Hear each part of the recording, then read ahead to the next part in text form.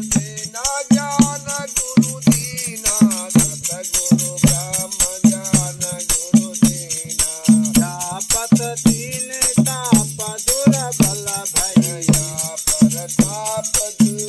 दुर्लभ भय जापत तीन ताप दुर्बल भय जापत ताप दीन दुर्बल भय तिरबेनी चित संगम कीना जाको ब्रह्म ज्ञान गुरु दीना फिर बेअनी में संगम कीना ज्ञान गुरु दीना बेअनी में संगम कीना ज्ञान गुरु दीना ज्ञान गुरु दीना सुख गुरु ब्रह्म ज्ञान गुरु दीना सुख गुरु ब्रह्म ज्ञान गुरु दीना सुख मणि सरय स्नान करे कमल सरय स्नान करे नित सुख मन सरय स्नान करे नित जहाँ शक्ति सुरति होया प्रवीणा जहाँ शक्ति सुरति होया प्रवीणा या सती सुरति करई पर बीना ज्ञान गुरु दीना सतगुरु ब्रह्म ज्ञान गुरु दीना सतगुरु ब्रह्म ज्ञान गुरु दीना संपुट कमल खिले हिया अंदर संपुट कमल खिलहिया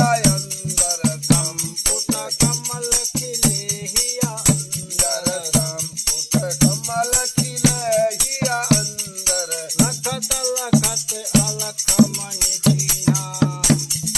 लखत लखत तब हरि मणि दीना ज्ञान गुरु दीना सतगुरु ब्रह्म ज्ञान गुरु दीना ज्ञान गुरु दीना ज्ञान गुरु दीना सतगुरु ब्रह्म ज्ञान गुरु दीना महा आनंद सतगुरु मिले परम महानंद सतगुरु मिले फौरन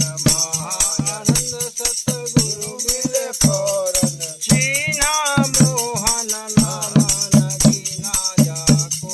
ब्रह्म ज्ञान गुरु दीना चीना नाम नगीना ज्ञान गुरु दीना सतगुरु ब्रह्म ज्ञान गुरु दीना सतगुरु ब्रह्म ज्ञान गुरु दीना ज्ञान गुरु दीना सतगुरु ब्रह्म ज्ञान गुरु दीना सतगुरु ब्रह्म ज्ञान गुरु दीना। सतगुरु दीन दयाल की जय हो मालिक की।